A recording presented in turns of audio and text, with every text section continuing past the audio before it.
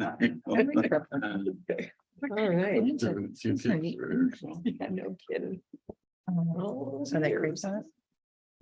No, that's not good. Yeah.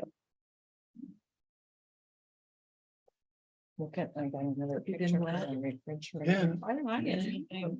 I know, she was like, right as we're leaving, so like David Schwartz delivered her, he's like, he's gonna It get looks like we're on he TV. delivered her and Patrick gets his pictures. So I'll send a commission to that. Kelly, what's your favorite color? Yellow. Okay, Mhm. Or did you?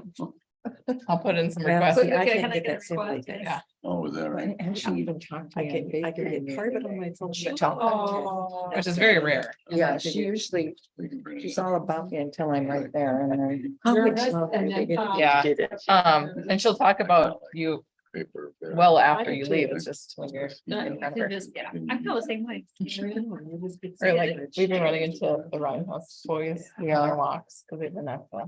And you're having issues with. Oh, yeah. And so she'll like, yesterday we were reading a book about Right. dinosaurs, and all of a sudden she's just like, nice see Ellis.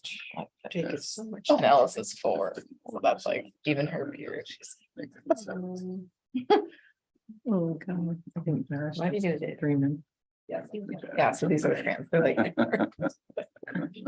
Cool. They like come in this like classic, so they twist, and twist. then they just come up and down and make caps. So they're like nice.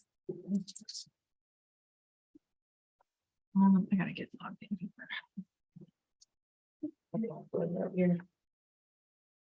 It's your login. Yeah, it won't work on my I didn't- head. I didn't charge my computer, so I don't know I'll the. just pretend. People think you're doing it, you know. I know. Hmm.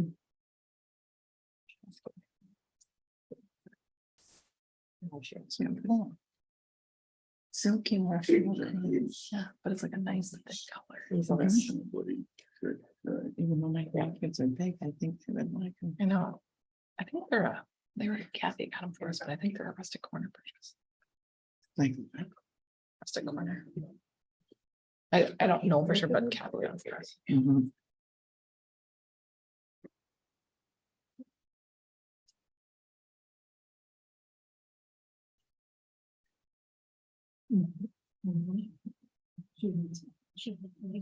I could probably delete all those meetings from when Evan was here too. And that's in progress. I make sure that I did look at the lead. Probably. Not 2 minutes. I have to. And I do delete all the crap. Okay. There's still plenty. There's, yeah. Okay. I did so many things that are unsolicited. Somebody coming and going. Somebody coming that it should have been improved. And I don't see Josh yet, but he's joining via Zoom. Oh, is he? Mhm. Mhm.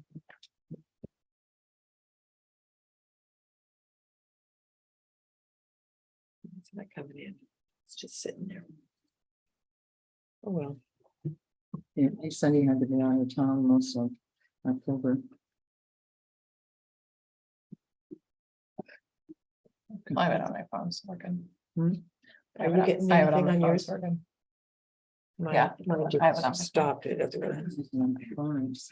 If I just click on the link that, you click on the link that Callie sends me over. Yeah. And then click it on the link. stopped halfway. Oh.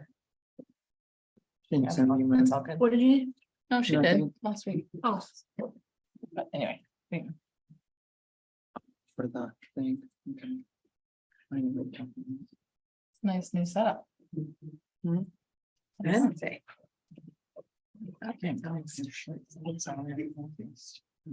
Well, next one. Plenty. Although there was something that he was saying that was, we already had, but they didn't know.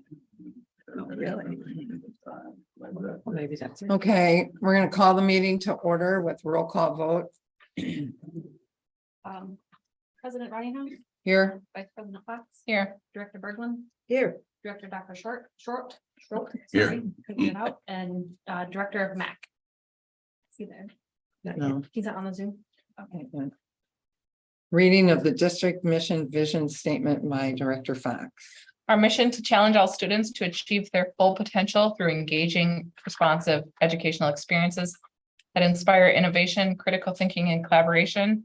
Our mission to develop learners who are competent, compassionate problem solvers. Our operating principles, information for one is information for all. No surprises, verify facts, think ahead, disagree, explain your thinking, and then commit. Thank you. Are there any additions or corrections to the agenda? Yes, we had an add-on for personnel, Haley Sheehan for 8th grade assistant volleyball coach. Sheehan, Mhm. SAGEN. SHEAHAN.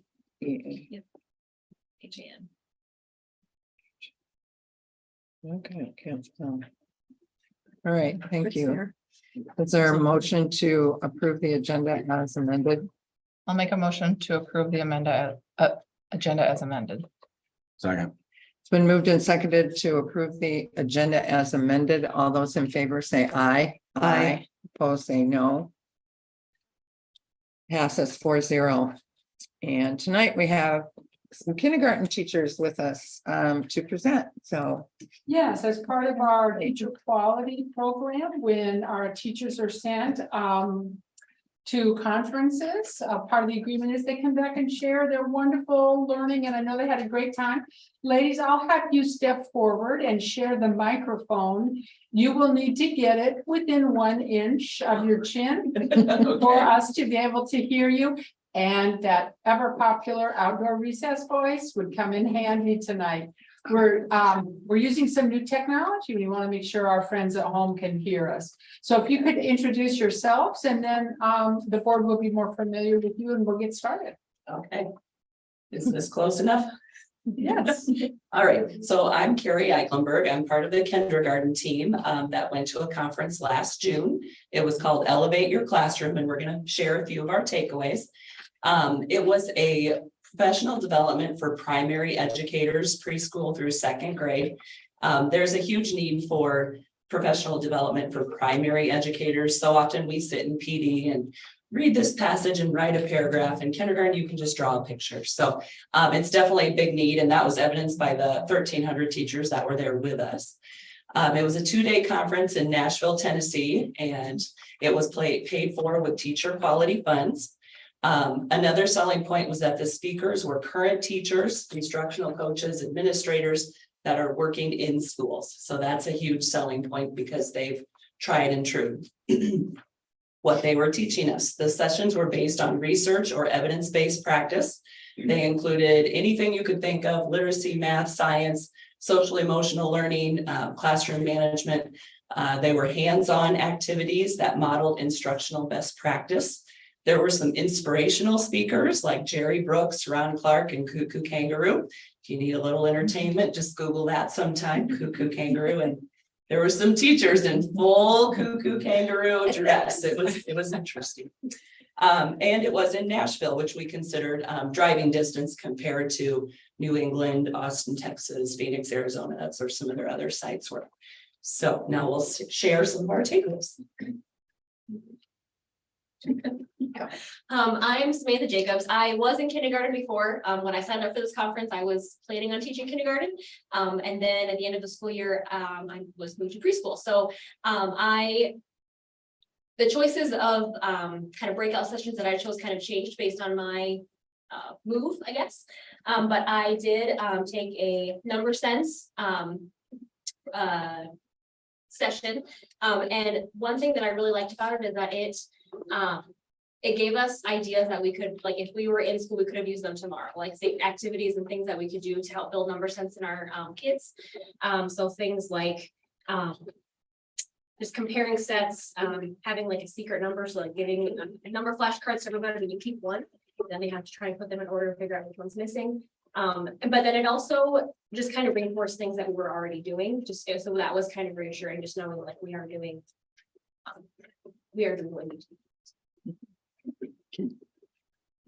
I'm Laura Stallsmith, and I am back in kindergarten after being in transitional kindergarten for a few years. But one of the sessions I went to with Samantha was the number sense. And what I took away from that is it's reinforcing the new curriculum. We just got Bridges and Number Corner, because that really emphasizes a lot of number sense and fluency and facts and combinations. And so that was good to know that the curriculum that we adopted is being used and that it was reinforced through the number sense I went to. That one of the sessions. And then I went to another session that really kind of hit home was our STEM building one. We don't do a lot in science, but the session I went to showed you just take a little bit and do a lot with it. You know, you read a book in reading, what can you extend upon that? And so if you come into our kindergarten lounge, you're going to find tubs of toilet paper rolls and that we just collected that. You don't have to spend a lot of money, but you can do it and you can build how can I build that ladder from this story that I did? So that was good to know. And like Carrie said, it reinforced what we're doing, that teachers across the country, like she said, we were with 1,300 to 1,500 other teachers. So we're all in the same boat, doing the same thing, all the same hard work. So it felt good to go. So thank you to Teacher Quality for doing that. And my name is Kim Nischel, and I am in transitional kindergarten this year.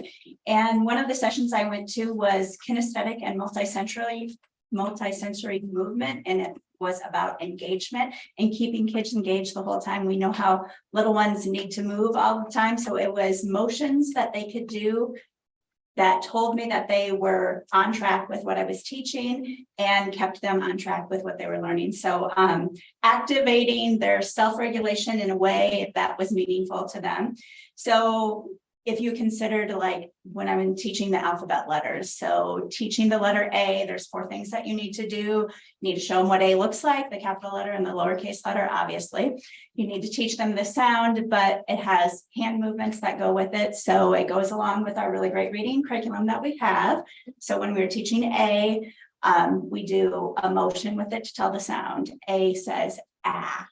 And so it crosses the midline, which is good for kids. It keeps them engaged because they're moving, and it adds to that letter. Also, telling them with your mouth where the A sound comes from, because a lot of my little ones have speech issues with their articulation.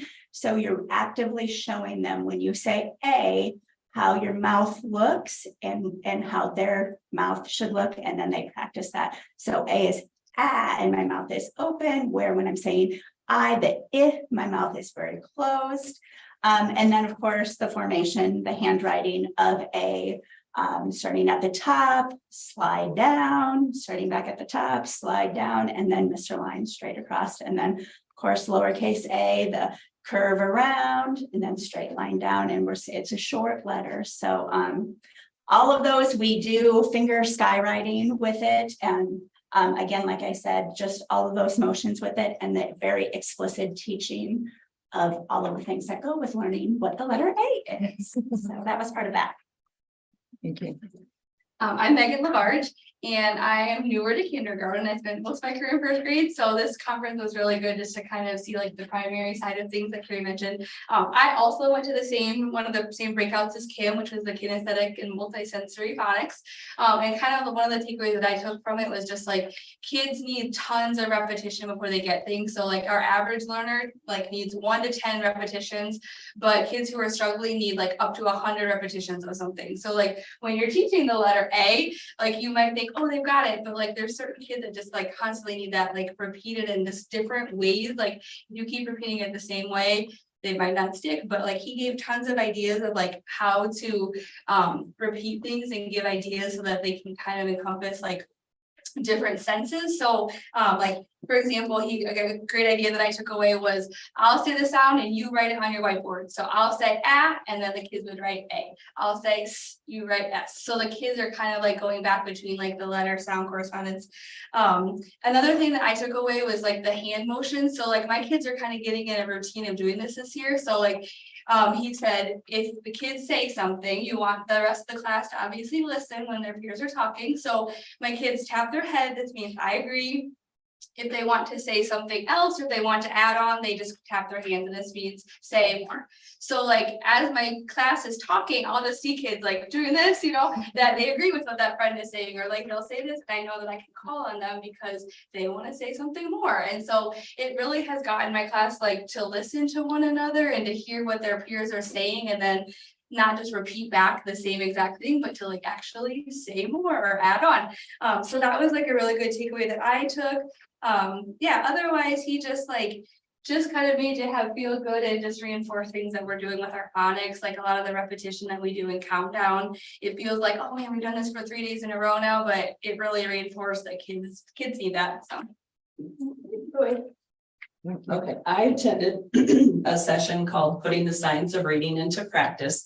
And, excuse me, science of reading is like a huge buzzword in education right now. But basically what it is, it's a large body of research that relates to how a child's brain learns to read.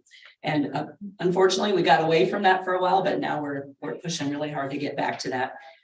In that session, they discussed the speech to print approach. And basically what that means is like babies, if they're surrounded with people talking to them in language, they will naturally learn how to talk. But if you surround kids with books, they will not naturally learn to read. You have to direct instruction, teach them how to read. And to do that, the best way to work with the brain is to start with speech, what they already know, and then add print to that. So one thing in my classroom, I'm using mirrors and sound walls. So kind of like they talked about when we introduce a letter, we have little mirrors and we look at, what is our mouth doing? Is your mouth open, closed? Like F, you have your teeth are on your lip when you make the F sound, things like that. What's your tongue doing? It's touching the top of my mouth. What's your voice doing? What if it's voiced or unvoiced? What's your airflow? Like is a burst of air, whereas goes on, and just different things like that. And then I have a sound wall that has all those mouth positions along the top and then the airflows. And then so we go over to the sound wall and they're all covered up right now. And we try and find where they're at. And, then we unveil the letter. And then we talk about the letter formation and handwriting and all that kind of thing. So starting the known, the sound, and then adding on the letter to that. So that's kind of a little tidbit of the science of reading, starting out at our age. Cool. Does anybody have any questions or? I'm surprised if your kindergarten teachers, is you're all still awake. We have conferences. It's Friday morning. Yeah. Thank you. Thank you, guys.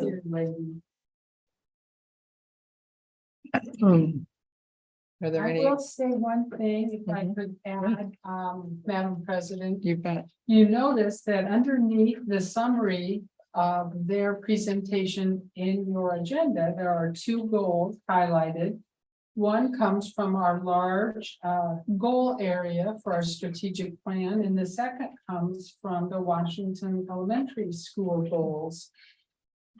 This has been added recently so that board members will be able to see not only how their business directly impacts the strategic plan, but then also be able to link that to the strategic plan, which is now live for all of you. You can see last year's, the results, and this year's in progress. Good. Cool. And that's under planning, on Assembly. If you hit on planning, you can see year 1 and year 2 of the strategic plan. But I checked it out and I can actually see it. Okay. Thanks, guys. Thank you. Thanks for coming. We put you first so you could go home. I don't see any visitors here for public comment. So we'll go on to approving the consent agenda. Is there a motion to approve the consent agenda as amended? I'll make a motion to approve the consent agenda as amended. I'll second. It's been moved and seconded to approve the consent agenda as amended. All those in favor say aye. Aye. Opposed, say no. Consent agenda approved 4-0. Committee reports. There's one committee report. Oh, 5-0. Okay. I didn't hear on there. What? There he is. Yeah, I'm here, guys. I can hear you. Yeah, I voted yes, Pat. So you can say 5-0. I just didn't need to make a big deal. So yeah.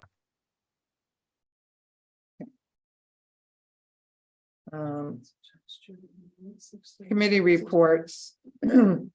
we had a policy committee meeting and went through the policies that are on the agenda tonight and talked about them. So I guess that's kind of self-explanatory that we'll be coming up on those. Josh, did you have anything to add? No, it was a good meeting and so. Okay, thank you. Administrators, director, superintendent report. I think we just have a superintendent report tonight, right? We do, and you'll notice that you have a black medal lifetime pass to all activities for the school district in recognition of your service to the school district as a board member in your leadership. And to show it's much appreciated. What's going well? Our sophomore Sophia Parrott recorded her 500th assist at the Hampton Dumont Invitational recently. The fall musical for the high school, Godspell, is scheduled to run from November 3rd through 5th. Please plan to attend. It is sure to be an amazing show. The high school cross-country team was recognized recently as Nick Williams and Xander Grazer received their third all NEIC honor, and Isaac Thompson was receiving his first all NEIC honor.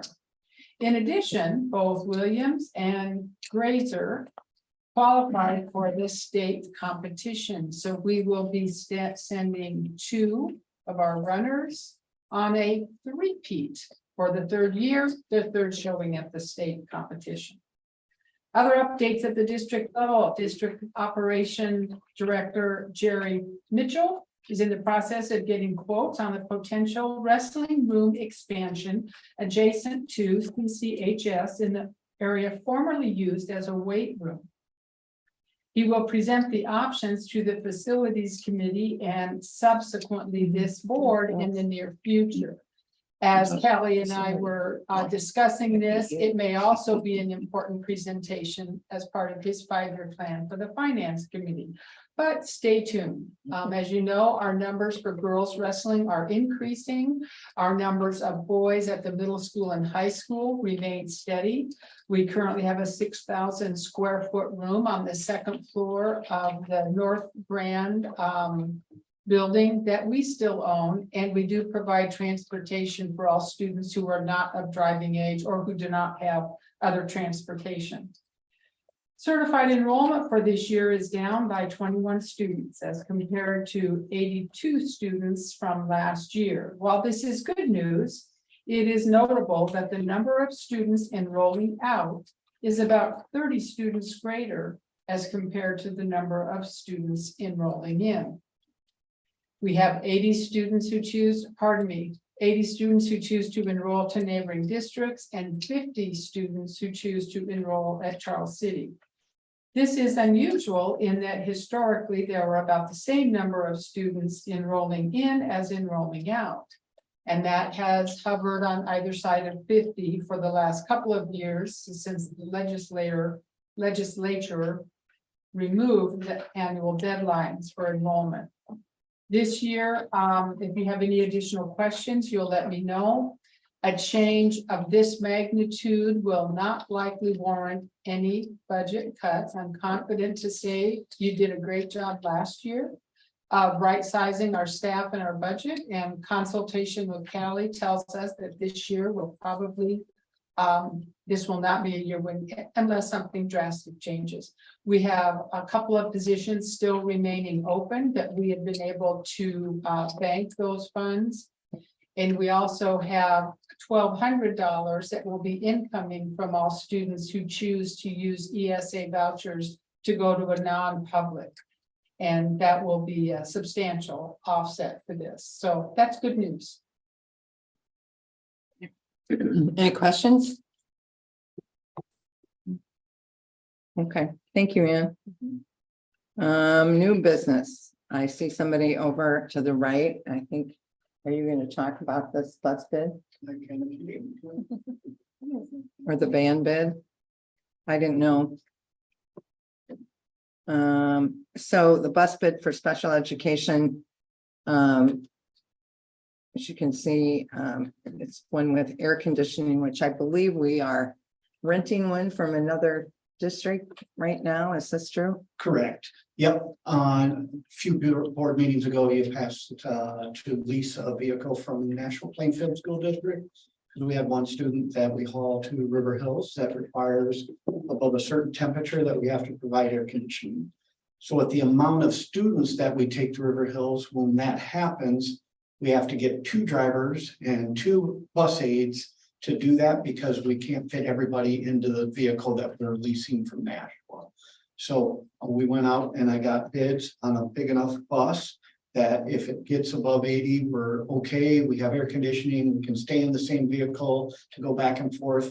We don't have to get a second driver, which is very difficult to find, and another bus aide. So really it will save us a lot of money in the long run. And we're looking at spending this money to purchase this bus out of special ed budget. Since that's what we're hauling is special ed students to River Hills. Are most of our new buses that we're purchasing, do they have air? The last, the activity bus we bought does. Now this will be our second one with air. Okay. My proposal for next year, when we go through my 5-year plan, when we get the facilities committee together again and talk, that's going to be my proposal, is that the next bus we buy, which will be a 71 passenger, will also have air. I think the way the climate is going, I think it's almost worth looking at. And when you buy a bus and you put air on it, when you buy it, it's a $10,000 add. If you have to add it to an existing bus, it's quite a bit more. Plus a lot of the buses that we've wanted added to. So if we wanted to add it to an existing lift bus, that bus already has over 100,000 miles. So it's really not the right way to spend our money on a vehicle that already has over 100,000. So. Is this money that is something we got in the budget? Yeah.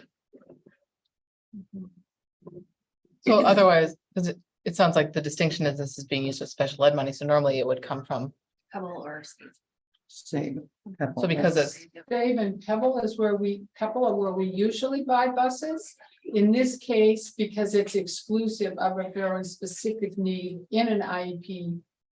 For both of these students, then we can, it will increase our special education deficit. Sure. But as you know, it's more important to provide for the students. right, and then if I remember correctly, Kelly, usually the special ed budget is something that the state can help subsidize. Yeah. so Unlike you a can ask- PEPAL fund where it Yeah, cannot. yes, yeah, you can ask for more spending authority. Okay. Mhm. And to talk about special ed vehicles, we have probably about 4 vehicles that have been purchased with special ed money that go to one place or another. So they have very kind of unique, specific. Correct, and that's all we can use them for. We Okay. can't use them on a regular route Got it. or we can't have a vehicle that we purchased, like a van that we purchased with special ed. We can't then turn around and let the staff take it to an event. So it's specific for special That ed. makes sense. Mhm. Okay. Okay. And I see that we're gonna need the 4. Possibly, pretty sure that we're gonna need the 4. Yeah, so what we did is, we looked at history, what we have coming up. Mhm. And we have some students that will probably, the way they're going right now, will probably maybe go to that area. So that's why we went with a larger bus than a smaller one. We priced a smaller one also. We do that, then we're already getting ourselves out that we're not gonna be able to take any more. So if we go with 36 passenger instead of like a 20 passenger, that way we're looking for the future also. I guess it's better to have more space than not enough space. Yes, especially when you're hauling students, there's different, things that they do, so Yeah. it's better to spread them out too if you can. And the driver issue is always the concern too. So let's see, what's our recommendation? Just the whole thing? It's right here. No, it's just at the top. I'll make a motion, Yeah. for current and future student needs to purchase the 36 passenger lift bus with AC for $145,571 with special ed money. Second.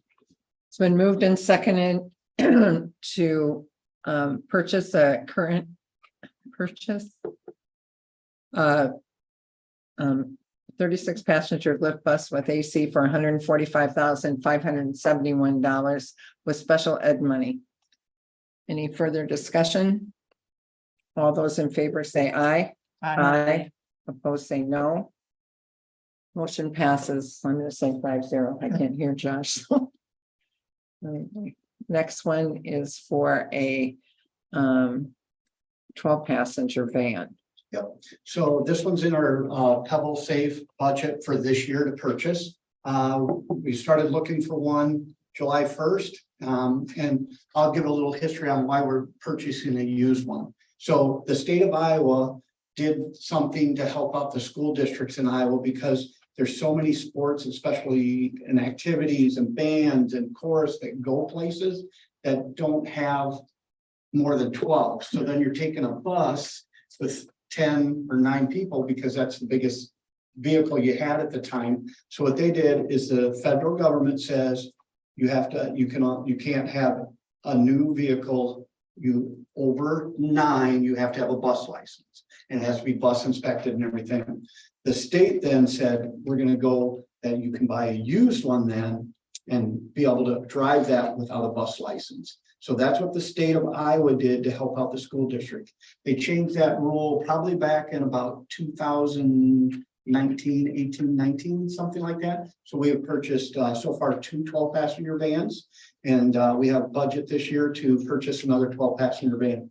So we started looking July 1st and we finally found one. So it's taken that long. So they're getting harder and harder to find. There was some school districts, just to give you a little history, there's some school districts that made a mistake and bought brand new vans.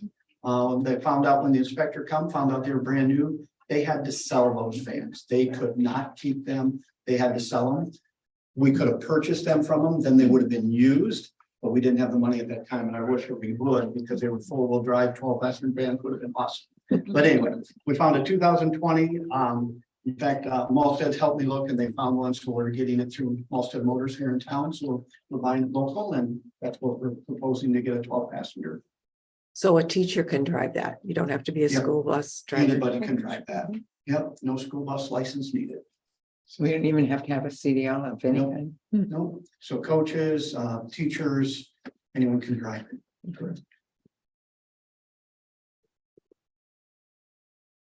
Any questions? Any other questions? Thank you. It's a fun little tidbit you shared there, Jerry, about that other district. What's that? The fun little tidbits you're sharing with us about other districts. Interesting how they do that, so you can work that out. Yeah, Wow, that didn't- wow. somebody's following up on it. Row. Is there a motion? I'll make a motion to recommend a purchase of a 2020 Chevrolet Express 2500 LT passenger or 12-passenger van from Malstead Motors for $34,500. Second. It's been moved and seconded to purchase a 2020 Chevrolet Express 2500 LT 12-passenger van from Molstead Motors with a purchase price of $34,500. Any further comments or discussion? All those in favor say aye. Aye. Opposed, say no. Motion passes. Okay. Approve SBRC request for allowable growth for special education deficit. Callie. So we approved this 2 board meetings ago. Come to find out, last year, the state portion of the Medicaid was not paid for the full FY23 year. So we had to reopen the CAR, had to do some journal entries in 23 and 24, place it as a payable. So the state actually was gonna let us reopen the SES and ask for allowable growth for the 385,000. So I recommend that we do, because it's not cash or anything, it's just spending authority if we ever need it, so. Okay. And it just wasn't paid. It was not paid. It was not taken off Medicaid website to be paid. It is paid in full right now in FY24, so moving forward, it will be processed monthly. Okay. Thank you. Is there a motion? This doesn't cost us anything. This is No, just it's just spending spending- authority Yep. if we need it. Is the amount what's listed on here? Yeah, It's- yep, that will be our new deficit for special ed, yep. It's 1 million. I'll make a motion to approve the SBRC request for allowable growth for special education deficit. In the amount of 1,198,750.16. I'll second. That's good. It's been moved and seconded to approve the SBRC request for allowable growth for special education deficit in the amount of $1,198,750.16. Any further discussion? All those in favor say aye. Aye. Opposed, say no. Motion passes. The next one are policy reviews. A is a long list of policies, most of which are policies that need to be passed, talked about and passed every year. Correct? That's correct. Okay. Josh and I went over them, and most of them, especially, I mean, all of them, almost all of them are directly off of the IASB website, and so there wasn't anything to make a decision about other than to go through them and note that we have reviewed those. Some of these had not been reviewed since 2013, I found one. So they're supposed to be done yearly. Okay. And we'll make a note in the summer to get those to you in July every year since. I actually discovered these when Pat and I started doing the review on all board policies in the spring, that kind of affirmed some suspicions. What I will say is, in addition, the 100 series will go through a standard review. The only changes we recommended there, where we're not using names, we're using titles. So if, rather than list the superintendent's name, it will simply say, contact the superintendent at Charles City K-12, whatever. So the address, the phone number will stay regardless of the personal name of any. So it would no longer say Jerry Mitchell, it'll say Director of Operations and so on. That way, in your 5-year cycle, and I recommend 3, and you can easily do it in 3, because of the number of changes, you'll be all set to go on that. Makes sense. Okay.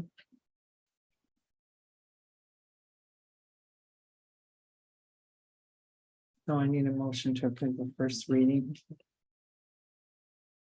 Oh, that list of, The big list, the long list. then I'll make a motion that we approve the first reading of the policies as presented. I'll second.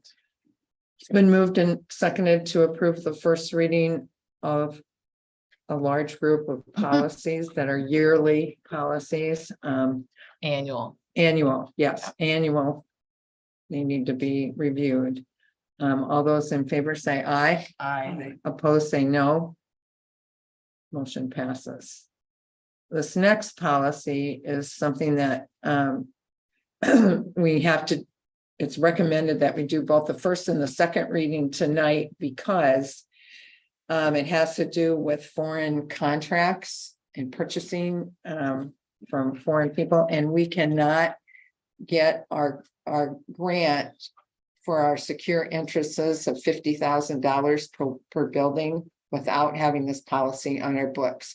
So we would like to just do both the first and the second reading tonight so that we can move ahead with that grant. I think that's the only thing left, right? That is the only thing left, and the state of Iowa requires, in order to be in receipt of any state funds, that you're required to have this policy verbatim.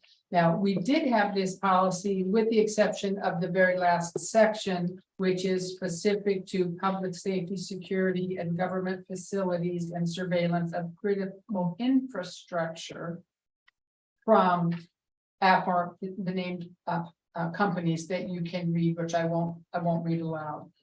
So it's a simple, in my mind, it's a simple and important thing to do to be in compliance with state law, but also to access those funds that Jerry's worked very hard on for the last year.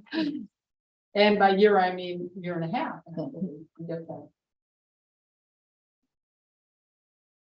Hey, Pat, Josh here. I just got a quick question. What's the timeline for the grant after we have this final piece in place? Well, they tell us that it will be forthcoming in short order. But we started this process in July of 2022. So I'm hoping that we have the money in hand by spring. Because then it would be a summer project. Yes, and you will, you may recall that we also had vulnerability assessments done in each building. So for example, in the instance of the high school, we will have the additional $50,000 to put towards the secure entry portion. If we chose to do so, however, if the bond passes, we can use that $50,000 on any one of a number of other areas of the building that might need help. If the bond doesn't pass, we could use that money and possibly some additional PEPAL funds to make the entrance more secure than the other areas of non-compliance. Gotcha. Thanks. So we just need a motion To approve the first and second reading of this policy. You can name the policy. I'll make a motion to approve the first and second reading of the regulation 705.01 purchasing, bidding using federal funds and procurement contracts policy to be passed. I'll second. It's been moved and seconded to approve the first and second reading of regulation 705.01R purchasing, bidding, and using federal funds and procurement contracts. Any further discussion? Just the agenda that I'm having in front of me just says 705.03. So does Well, it says it there, and then in the, over on the other side, it's 705.1R. Okay, oh, Two. yeah, Two. that's, So to be clear, it is 705.01R2 Okay. Okay. is the correct, and it is what I'm seeing as the published agenda at this point. So I think we're still in good shape. Okay. All those in favor say aye. Aye. Opposed, say no. Motion passes. Are there any board comments? I would like to make a comment. Okay. I think this might be my last official meeting. No, you go to January. What? Yeah, you have to be here in the beginning next time. You have to be in here. Okay. Yeah. Well, I'm going to speak anyway. I have been focused for 4 years and maybe 34 years on getting a performing arts center for our buildings, for our community, for our school kids. And I'm really hoping that our community sees the future as I do and wants to promote that, and that that we won't shortchange our kids. We've been very, very fortunate over the years. My kids went through here, a lot of your kids went through, years are coming, and we want to keep up the good work. So I'm hoping for the best. And when can they express their vote? That might be November 7th. It could be November 7th, or they can We can go early. vote at the auditor's office now. So that applies to all this election as well. Right, to the board election as well.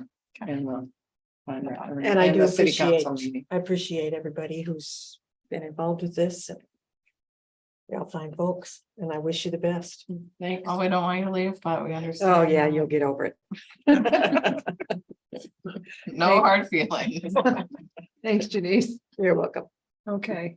Any other board comments? The meeting is adjourned at 6:54. And we're in time to see the music program tonight. So speaking of the fine arts, we can hustle down to The band concert. Comet Gym and see a music concert in the gym. Does this get us in? That depends. The music